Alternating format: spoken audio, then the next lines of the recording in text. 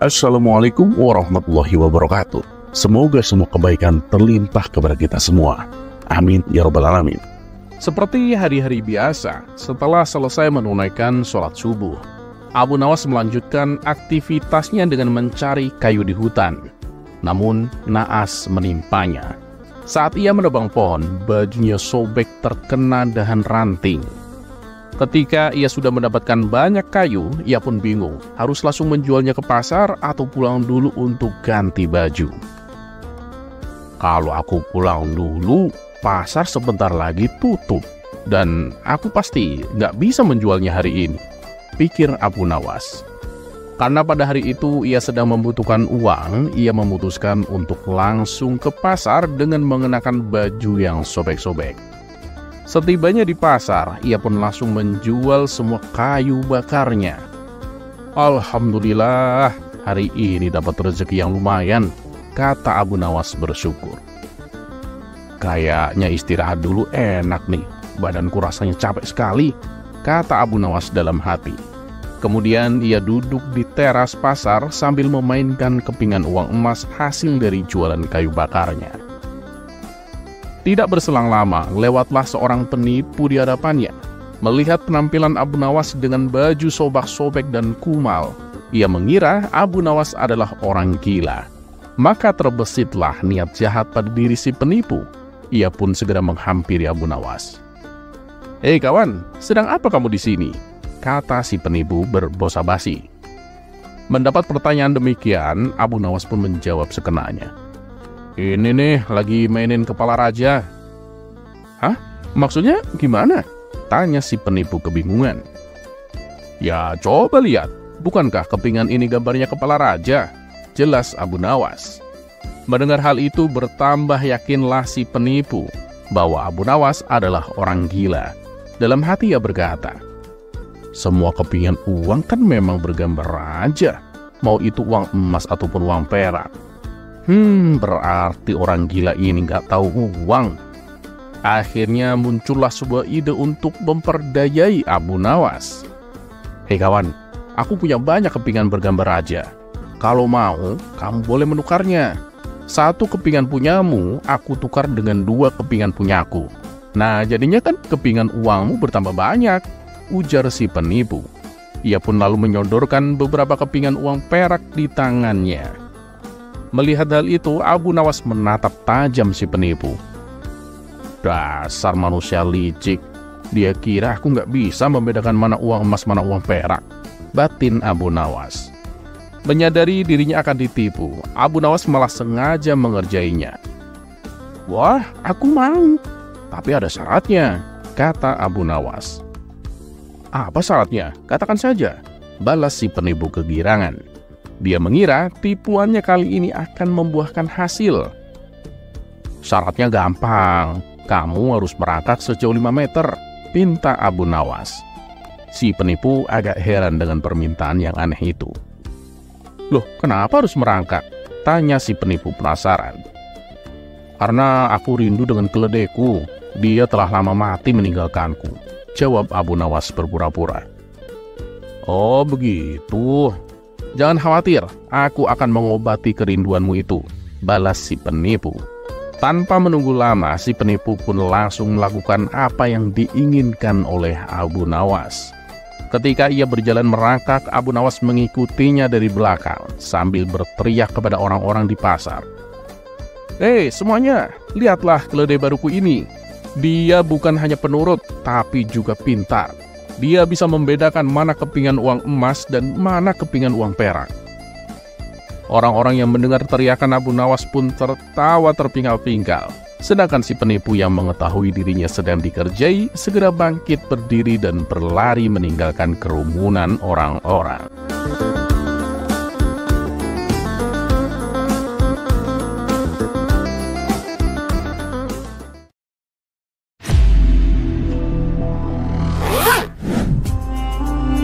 Kisah selanjutnya.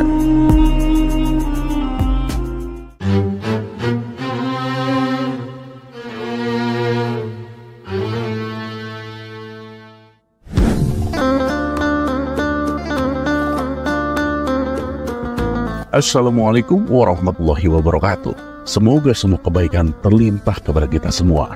Amin ya rabbal alamin. Seperti yang telah diceritakan pada episode yang lalu, kalau Abu Nawas ini mempunyai hobi memelihara burung. Dari sekian banyak burung yang ada di rumah Abu Nawas, ada 2 ekor burung kakak tua yang sangat menyita perhatian warga, terutama bagi para penggemar burung. Pasalnya kedua burung kakak tua tersebut bentuknya sangat indah, dan salah satunya pandai bernyanyi. Hingga pada suatu hari datanglah saudagar penggemar burung ke rumah Abu Nawas. "Ya Abu Nawas, aku dengar kabar katanya kamu punya 2 burung kakak tua yang indah," tanya saudagar tersebut. "Oh iya, benar tuan," jawab Abu Nawas singkat. "Mana? Coba aku ingin lihat," pinta saudagar tersebut. Maka Abu Nawas pun mengajak si saudagar melihat kedua burung kakak tua miliknya. Setelah melihat kedua burung itu, si saudagar pun terpikat dan ingin memilikinya. Ia pun berkata, "Burungmu indah sekali Abu Nawas. Apakah kau hendak menjualnya?" tanya si saudagar. "Ya kalau harganya cocok, aku jual tuan," ujar Abu Nawas. "Berapa kau jual burung itu?" tanya si saudagar. "Murah tuan, tapi saya jualnya sepaket. Nggak bisa beli cuma 1, harus dua-duanya." Karena saking ngebetnya, si saudagar pun langsung mengiyakan tawaran Abu Nawas. Jadi tuan, burung kakak tuanya kan ada 2. Yang satu bisa bernyanyi, yang satunya lagi tidak bisa bernyanyi. Nah, kalau burung kakak tua yang bisa bernyanyi harganya 500 dinar. Dan satunya yang tidak bisa bernyanyi harganya 1000 dinar tuan, kata Abu Nawas menjelaskan. Saudagar itu pun heran dengan harga yang ditawarkan Abu Nawas. Ia lalu bertanya kepadanya, "Ya Abu Nawas, kenapa burung yang tidak bisa bernyanyi malah harganya lebih mahal?" Abu Nawas pun menjawab, "Begini tuan, masalahnya burung yang tidak bisa bernyanyi itulah si pencipta lagunya. Sedangkan yang satunya, ya cuman menyanyikan saja." Si saudagar kaya itu pun geleng-geleng kepala mendengar penjelasan Abu Nawas, dan kemudian menyerahkan uang 1.500 dinar dengan ekspresi heran dan masih menggeleng-gelengkan kepala. Dan kabarnya sampai saat ini pun masih geleng-geleng kepala karena heran dengan akal cerdik Abu Nawas.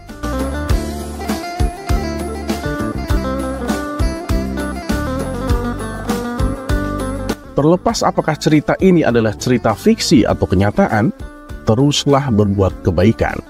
Karena ketahuilah, kita mungkin tahu berapa umur kita sekarang, tapi tak ada yang tahu berapa sisa umur kita. Dan seperti biasa, terima kasih. Wassalamualaikum warahmatullahi wabarakatuh.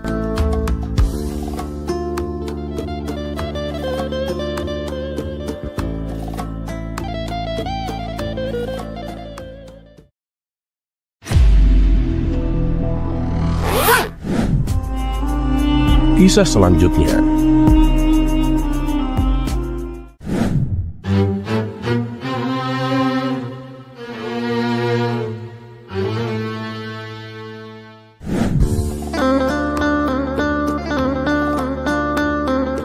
Assalamualaikum warahmatullahi wabarakatuh. Semoga semua kebaikan terlimpah kepada kita semua. Amin ya rabbal alamin. Dikisahkan ada gerombolan perampok yang terkenal sangat sadis dan kejam. Mereka melakukan aksinya di tengah padang gurun pada malam hari. Setiap kali ada rombongan kafilah yang melintasi jalan tersebut, kawanan perampok itu langsung menyergapnya dan menjarah semua harta benda milik para kafilah. Apabila ada yang berani mencoba melawan, maka kawanan perampok ini tak segan-segan untuk membunuhnya. Pada suatu malam, mereka menyergap dan menjarah harta benda salah satu rombongan kafilah. Begitu berhasil mendapatkan harta benda yang lumayan banyak, kawanan perampok ini berencana untuk pulang. Tapi karena waktu sudah larut malam, belum lagi rasa kantuk dan lelah yang mereka rasakan, akhirnya mereka memutuskan untuk mencari tempat terdekat untuk beristirahat. Setelah berjalan cukup lama, mereka pun melihat sebuah rumah sederhana yang jauh dari permukiman penduduk. Pemilik rumah ini adalah keluarga yang rajin beribadah. Agar diizinkan untuk menginap, kawanan perampok tersebut menutupi identitasnya. Mereka mengaku sebagai mujahid fisabilillah, yaitu pasukan pejuang perang di jalan Allah. Kehadiran mereka di rumah tersebut disambut hangat oleh tuan rumah. Bahkan mereka langsung disuguhkan hidangan makan malam sebelum mereka beristirahat. Saat kawanan perampok ini selesai makan malam, mereka melihat ada bocah kecil terbaring di tempat tidurnya. "Apakah dia anakmu?" tanya salah satu dari mereka. "Benar tuan, dia itu anak saya. Dia menderita kelumpuhan pada kakinya. Kami sudah berusaha berobat ke sana dan kemari, tapi tak kunjung sembuh juga," jawab si tuan rumah. "Oh iya tuan, barangkali tuan sekalian mau menunaikan sholat malam. Akan saya antar tuan ke tempat wudhu," kata si tuan rumah melanjutkan. Tak ingin identitasnya terbongkar, kawanan perampok ini terpaksa berwudu dan melakukan sholat malam layaknya pejuang fisabilillah. Si tuan rumah ini bukan hanya rajin ibadah, tapi ia juga selalu berprasangka baik kepada siapapun. Ia sama sekali tidak menaruh curiga bahwa tamunya adalah kawanan perampok. Ia percaya kalau tamunya yang datang adalah pejuang fisabilillah. Bahkan bekas sisa air wudhu yang dipakai oleh para perampok, ia kumpulkan di sebuah wadah dengan mengharap keberkahan dari mereka. Lalu air tersebut ia basuhkan di kedua kaki anaknya yang sedang menderita kelumpuhan. Setelah menjelang pagi hari, kawanan perampok tersebut pun pamit pulang kepada si tuan rumah. Dan singkat cerita, beberapa hari kemudian, kawanan perampok ini kembali melakukan aksinya. Mereka menyergap dan merampok rombongan kafilah yang sedang melintas di tengah padang gurun. Begitu selesai dengan aksinya, sebelum pulang, mereka kembali mendatangi rumah yang tempo hari digunakan untuk menginap. Setelah sampai di depan rumah, ketua perampok mengetuk pintunya dan mengucapkan salam. Lalu terdengar suara jawaban dari dalam rumah. "Siapa di luar?" "Kami rombongan pejuang fisabilillah yang tempo hari numpang menginap," jawab ketua perampok. Pintu rumah pun segera dibuka oleh seorang anak kecil. Kawanan perampok ini heran dan kaget. "Loh, bukankah anak ini yang katanya lumpuh? Kenapa sekarang tiba-tiba bisa berjalan?" Belum hilang rasa herannya, tuan rumah dan anaknya langsung mengajak salaman dan mencium tangan para perampok itu satu persatu. Ketua perampok kemudian bertanya kepada si tuan rumah, "Bukankah kaki anakmu lumpuh? Kenapa sekarang tiba-tiba bisa berjalan?" Dengan wajah tersenyum penuh hormat, si tuan rumah menjawab, "Alhamdulillah tuan, ini semua berkat pertolongan Allah melalui keberkahan tuan-tuan semua. Tuan-tuan adalah pejuang fisabilillah. Tentunya tuan-tuan adalah orang yang mulia. Air bekas wudhu yang dipakai tuan tempo hari, saya basuhkan di kedua kaki anak saya. Dan alhamdulillah, berkat pertolongan Allah melalui tuan-tuan semua, kaki anak saya sembuh total," kata si tuan rumah menjelaskan. Mendengar penuturan tuan rumah tersebut, para kawanan perampok ini bertambah kaget. Mereka pun langsung menangis dan terharu. "Maafkanlah kami tuan, sebenarnya kami ini bukanlah pejuang fisabilillah. Kami ini perampok yang dikenal kejam dan sadis. Tapi mulai saat ini kami akan bertobat. Kami akan tinggalkan semua perbuatan buruk kami," kata ketua perampok sambil menangis sesenggukan. Atas kejadian itu, mereka akhirnya menjadi pejuang perang fisabilillah sungguhan hingga ajal menjemput mereka. Sifat berprasangka baik yang diterapkan oleh si tuan rumah ini bukan hanya bermanfaat bagi dirinya, tetapi juga bermanfaat bagi orang lain. Anaknya bisa sembuh dari kelumpuhan lantaran ia berprasangka baik kepada si perampok. Dan para perampok tersebut menjadi bertobat karena sifat berprasangka baik yang selalu diterapkan oleh si tuan rumah. Kisah ini mengandung hikmah bahwa dengan selalu berprasangka baik, bukan hanya bermanfaat atau menguntungkan bagi diri kita sendiri, akan tetapi juga bermanfaat bagi orang lain.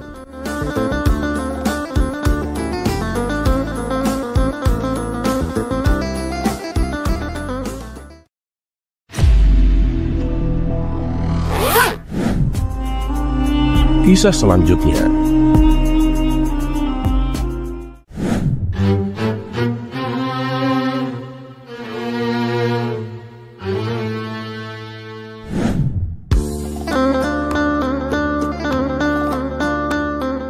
Assalamualaikum warahmatullahi wabarakatuh. Semoga semua kebaikan terlimpah kepada kita semua.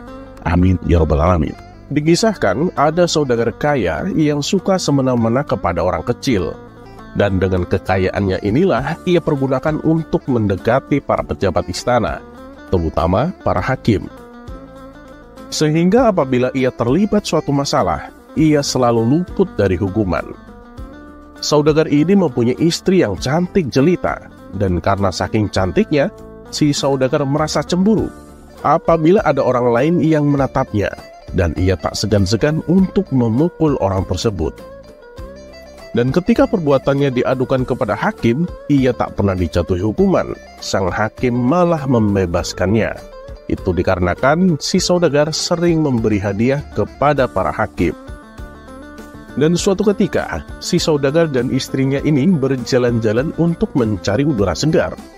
Tanpa sengaja, rok sang istri tersingkap oleh tiupan angin yang membuat aurat paha sang istri menjadi kelihatan untuk beberapa saat.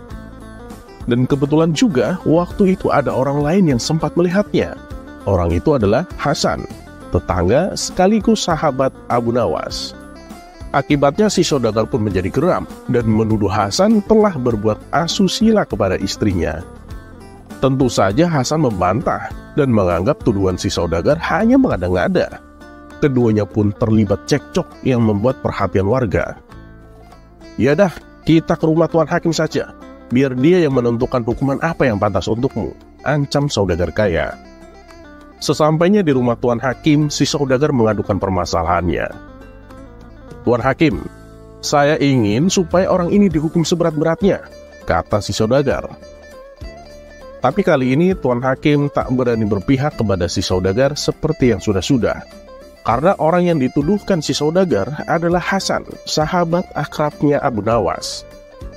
Kalau sampai Hasan dihukum, tentu Abu Nawas tak akan tinggal diam. Apalagi posisi Hasan memang tak salah. Dan itu justru akan membuat si hakim bisa dipecat dari jabatannya. Karena Abu Nawas adalah orang kepercayaan baginda raja. Lebih baik masalah ini diselesaikan secara kekeluargaan saja, tutur Tuan Hakim. Si saudagar terkejut mendengarnya. "Kenapa dia tak membelaku?" batin si saudagar. "Tapi Tuan Hakim, dia telah berbuat salah. Aku tak mau damai. Pokoknya dia harus dihukum," protes si saudagar.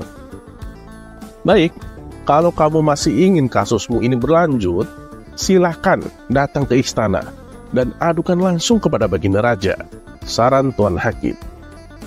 Ternyata saran tersebut dilakukan oleh si saudagar. Maka pergilah ia bersama Hasan menuju istana. Setelah menghadap baginda raja, si saudagar mengadukan masalahnya dan menuntut Hasan supaya dihukum.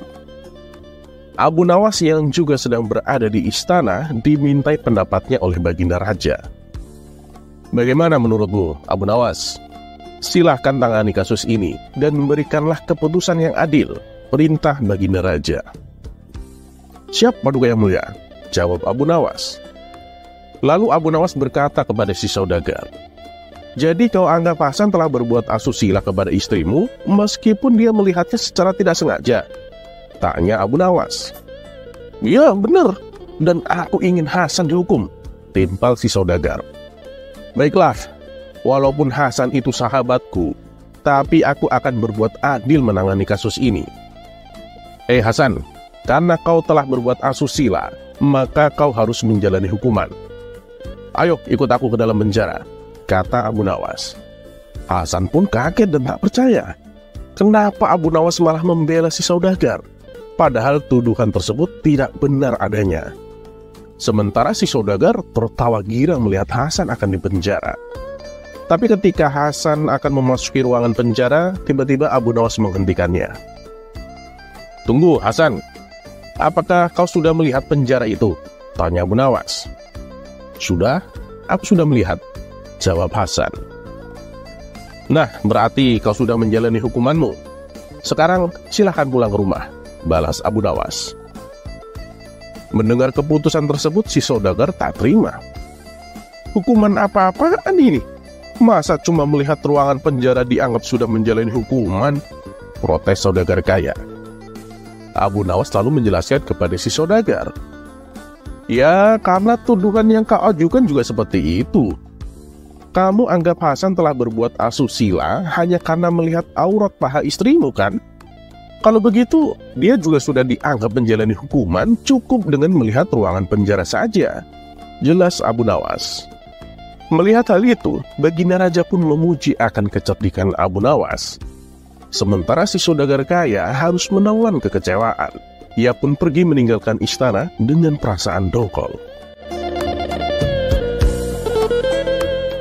Terlepas apakah cerita ini adalah cerita fiksi atau kenyataan, teruslah berbuat kebaikan. Karena ketahuilah, kita mungkin tahu berapa umur kita sekarang, tapi tak ada yang tahu berapa sisa umur kita. Dan seperti biasa, terima kasih. Wassalamualaikum warahmatullahi wabarakatuh.